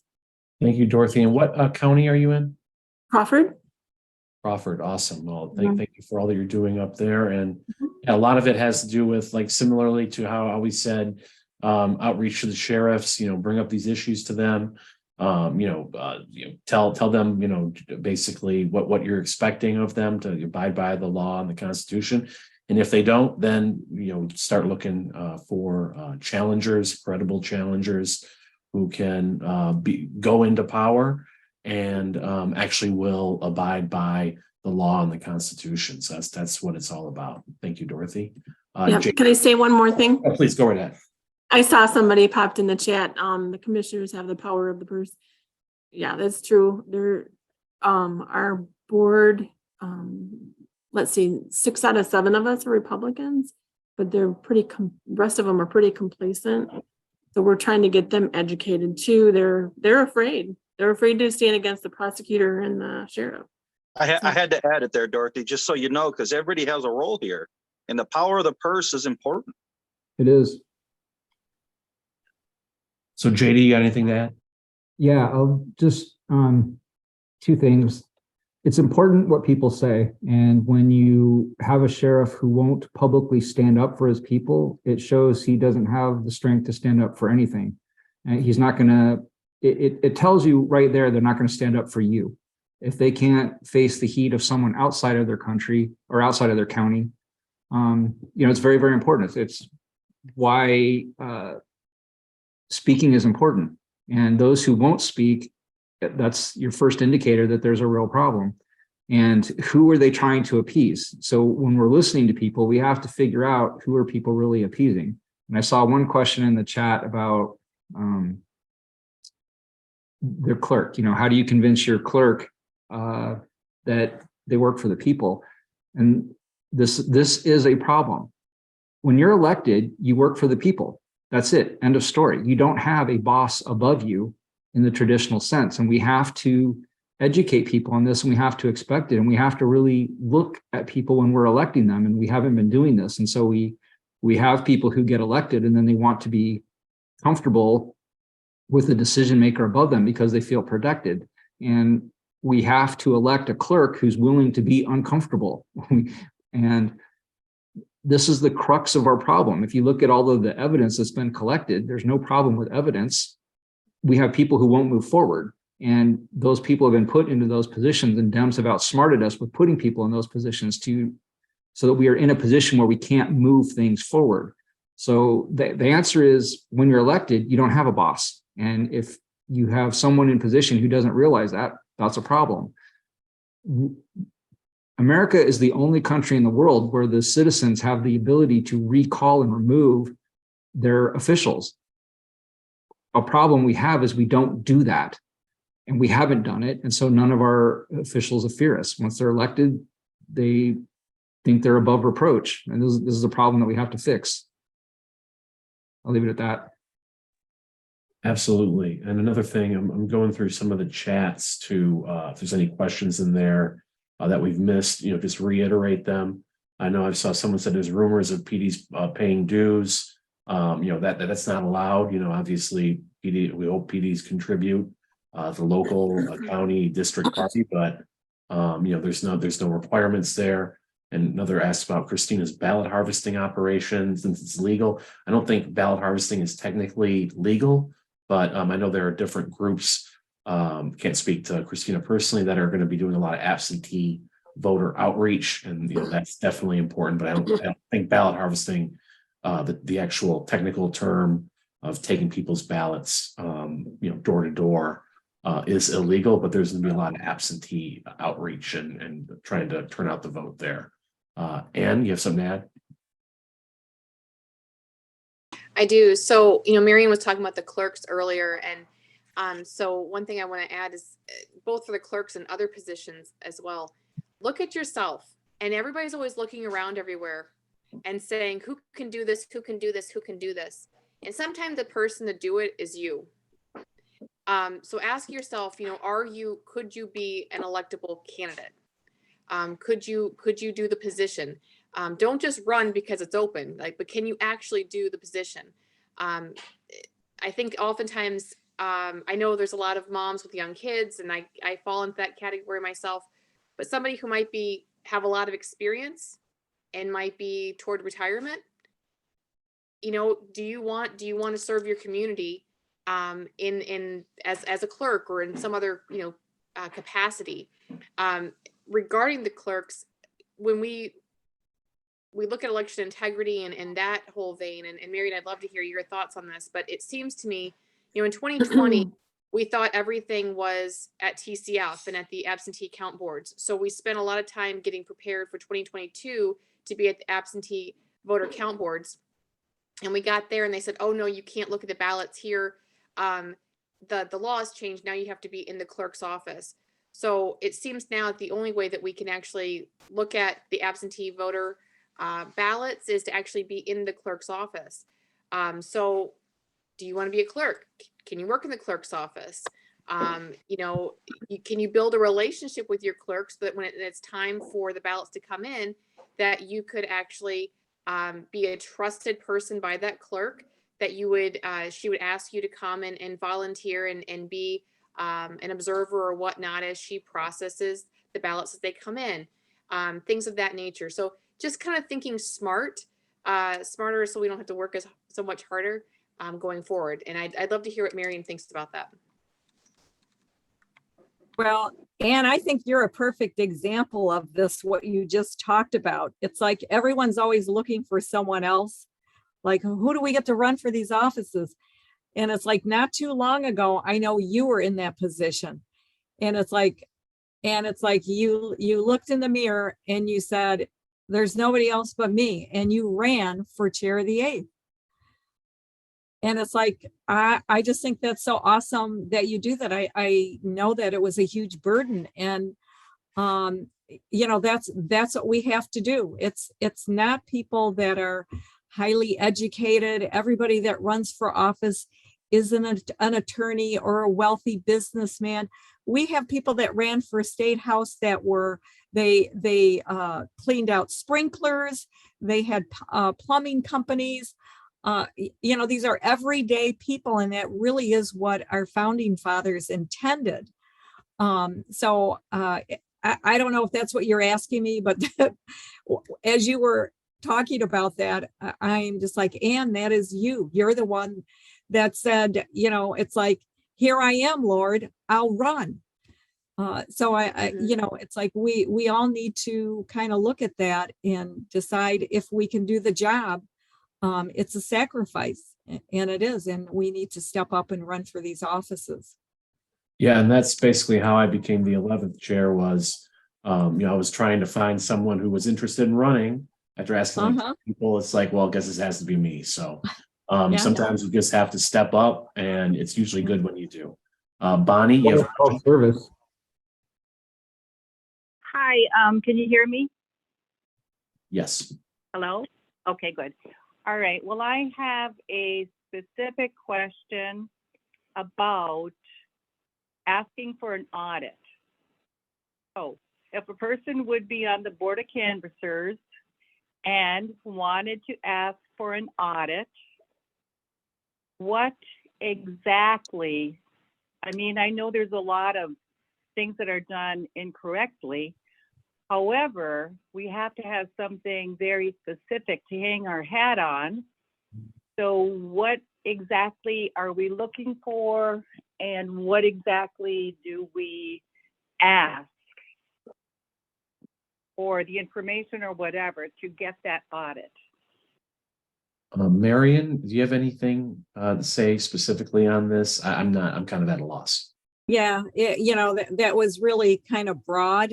You know, it's like if a candidate, you know, I was talking with someone who was saying that there's 3 county commissioners in Oakland County.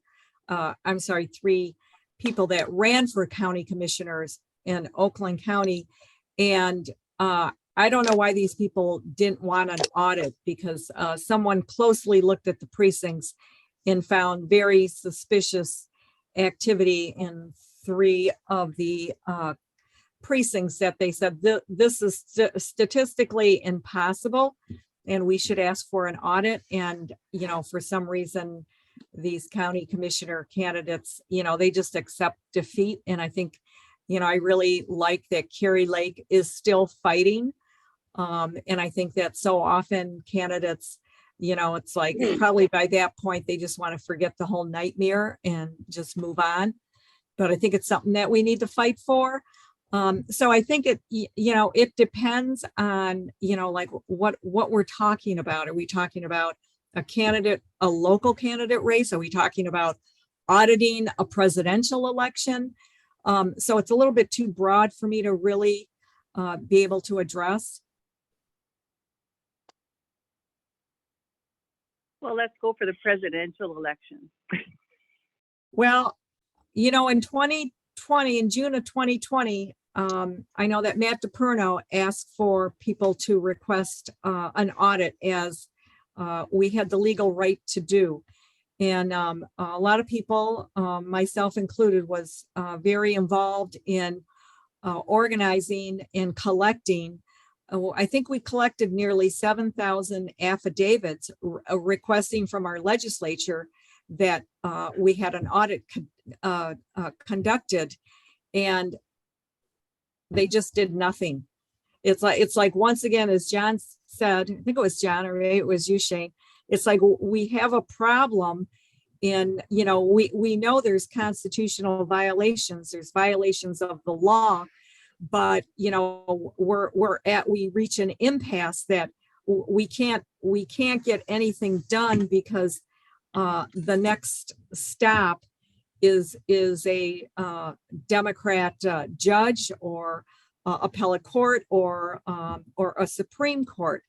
So, you know, right now, everything that's being looked at is trying to push court cases out of Michigan. Case in point, I'm a Trump elector. We're being sued by Biden electors for pretty much they're claiming mental anguish, which is so totally crazy.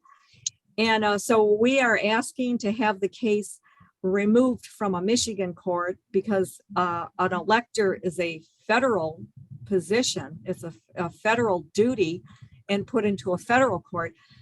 And so the response back by the plaintiff's attorney, and this is kind of interesting, because even Governor Whitmer signed a document that says that the official electors are, a document that says who the official electors were, which were the Biden electors, according to Whitmer, and that the 16 of us were the alternate electors. But their argument about not moving the case is just like, no, that's not true. They are fake electors. That is their argument. They live in an alternate reality, and if they have a judge that agrees with that alternate reality, we're in trouble, like we know, so many people are. Hey, Marian, can I chime in here? Because we got 84 people still in here, and a lot of people may not know who you are and what you've been involved in for the last 3 years in regards to this, because it's going on 3 years now. Marian has been on the forefront of election integrity issues. And, I sort of given it up. I was a part of the audit in my team. When you do this type of work, when you get into election integrity and you get nowhere with it, you exhaust all your resources, time, money, and energy on it. It becomes very challenging. I sort of given up on the election integrity area. Here we got Marian Sheridan, still almost 3 years later, still one of the few people that started and is going to end with it. And my hat's off to her for doing this, because not many people are staying on that long. For all new delegates that are frustrated just hopping on this last year, they're pissed off about election integrity issues and stuff. They don't realize who has been fighting all this time and who's been involved in this. And you've been one of those people that have really been pounding the ground with it, although it's not really, in my opinion, it's not really moving forward like you're saying. It's very challenging when you get to the courts. It's very challenging if you want to do a citizens forensic audit, that it requires $7 million to get the signatures. Democrats were paying those companies to stay home, as we've seen those governor candidates lose to those signature races too. Yeah. So like we ran into so many different challenges running into this. I seen winning the state rep. See, a lot of people don't know about Michonne Maddock or Matt Maddock, but they were positioning to win Speaker of the House. A lot of people don't know the position of Speaker of the House. If we would have had Speaker of the House, if we would have won that, we could have did a forensic audit of Wayne County. We could have seen something happen. I think it's a faster way to move on some sort of election integrity issue is to win that Speaker of the House seat. We had Lee Chatfield, we had Jason Wentworth, both guys that did not want to move that forward. We had Senator Shirkey that robbed us of our electors, that did not want to move this forward. And the people that are in power today are worse than the power they were beforehand. So in order for us to move, in my opinion, to move election integrity forward, is win only a handful of state reps, and then we can get our forensic audit if we want. But people have to get behind that, and people have to understand that Maddox are an establishment. They have to understand that the players that are in the field that are working their ass off for election integrity are the people that you've got to get into those positions. Yeah, Matt, Matt, I want to interject. Yeah, Maddox's voting record in the state house is among the most conservative out there. Member of the Michigan Freedom Caucus. So get in touch with the Michigan Freedom Caucus. Representative Steve Carra is the chairman of that. Steve Carra put the same bill in the same time we did, Shane, as for that citizen initiative. We tried to do a combo, remember that? And it just we could not get no footing with it. It was definitely an uphill, but a lot of stuff went on behind the scenes that people aren't privy to, and it's definitely an uphill battle, to put it mildly. H. Miller asked me to unmute and give a question. Hi, I worked with a group in Portage, Michigan, and we worked on election integrity here. We did canvassing, and we did a lot of work with election integrity. So whoever's working on it now, I am behind you 100%. I never stopped working on it, and neither have those people that were there. Keep going strong. Yeah, great. Thank you. Can I make a couple comments, Shane? Please do. So it's like, we met with Shirkey, we met with Wentworth, Ann Boleyn, Ruth Johnson. We were pushing like attorneys were flying in from other states, meeting with the legislature, the leadership, trying to get them, Justice Michael Gableman, I don't know if you know who he is, from Wisconsin, was coming in. We were trying to convince these leaders in the legislature to appoint a special investigator based on all the evidence that was being uncovered in the other states. It was mind-blowing to us how they just wanted to ignore it all and bury their heads in the sand. Now, it's my personal opinion that I think this is what started all the infighting between precinct delegates and activists, Republican activists in Michigan. They were so livid, so, just so depressed over nothing being done to defend us that, and they probably don't know Democrats to, argue or fight with Democrats. So they ended up turning on each other. And, it's just a shame. And I do believe that we have Democrats who have actually infiltrated and are perpetrating this fighting between us. It has to stop. It's like we would have never won World War II if the Allied countries hadn't come together, if they looked at how they were all separate.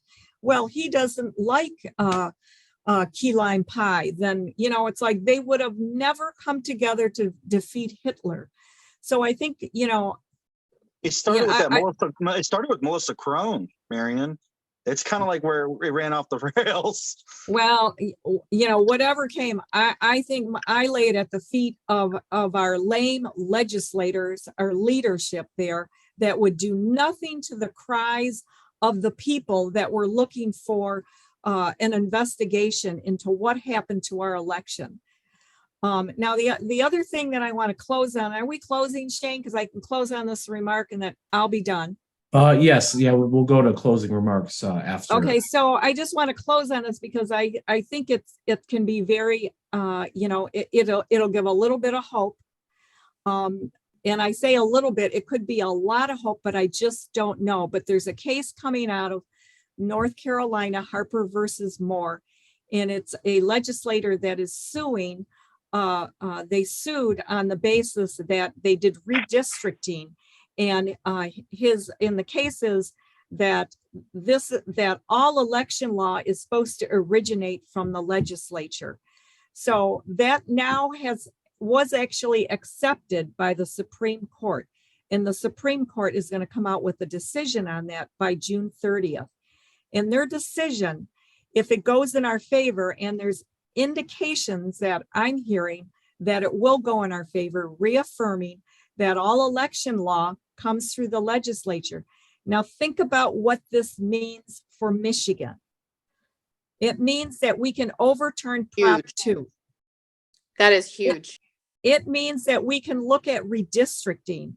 And it also means, if you keep thinking about it, that we can overturn Prop 1 from 2018 that allowed everybody the privilege to vote absentee. So, it's like, if you're a prayerful person, please pray about this. If we have judges and we have rule of law people in offices that will uphold this, this could totally change Michigan. So I just want to leave you with that. I'm excited about it. I think it has a good possibility. I didn't know how good of a possibility it had until I heard the Thomas More Society saying that they're actually writing the litigation to overturn Prop 2. That's how confident they are that this ruling is going to come down in our favor. And they know how important it is to have this prepared to file it as soon as possible after the ruling comes out. Awesome. That's great to hear, Marian. And Bill, you want some of that as a final thought? I'm not sure it's final thought, but sort of parroting what Marian just said, I have expanded who's responsible for where we are. Because a lot of people, including me, used to say, well, the party has issues. And that translates to MRP has issues. The prior chair had issues. The current chair has issues. It's like, that's way too narrow. And I am working hard to catch myself when we say the party has issues, it's not just the district chairs, several of which are here, or the county chairs, several of which are here. It's also the darn electeds who put us in a spot of total failure for the last 20 years. So when we say the party has issues, I need to be careful that I broaden that to include our electeds who are part of that problem. It's not just the volunteers that screwed things up. The electeds screwed things up too. Absolutely. So JD, you have anything to add before we wrap up? A challenge. Find 5 people that you can influence with facts, find out some facts yourself, and take it upon yourself to learn a rule. Find a rule and learn it. There are so many people who don't know any rules, and since we are the party of rules, and talk to somebody about it.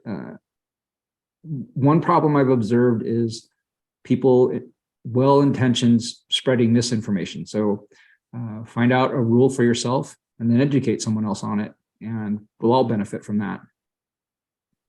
Great advice, JD. Thank you. Anne, do you want something, have a final thought to add? So I would just like to say thank you, Shane. You know, there's a lot of people out there that want to do things, and you actually do the things that you want to do. And you give a lot of inspiration to other people to pursue their dreams and their ideas and put them into action. So thank you for leading the way. I really appreciate that. Thank you so much. And John, would you like anything to add before we wrap up? Yeah, I just want to say, first off, thank you to the panel, because I know they put a lot of time and dedication into this. But I also want to say thank you to the participants that were on this call, because they're here for a reason. They're here to listen to us. They're here to be motivated. They're here to learn something. And these are the people that are actually going to go out and physically do work just like us. And it takes, like I said, I can't believe we live in a time where doing your job is something that has to be, thanked, but really it is. I mean, there's so limited amount of people that are involved in pushing conservative values forward. So I just want to say thank you to the participants that are involved, and hopefully we can get more people involved into these type of talks. Awesome. Thank you. I put my contact information in the chat.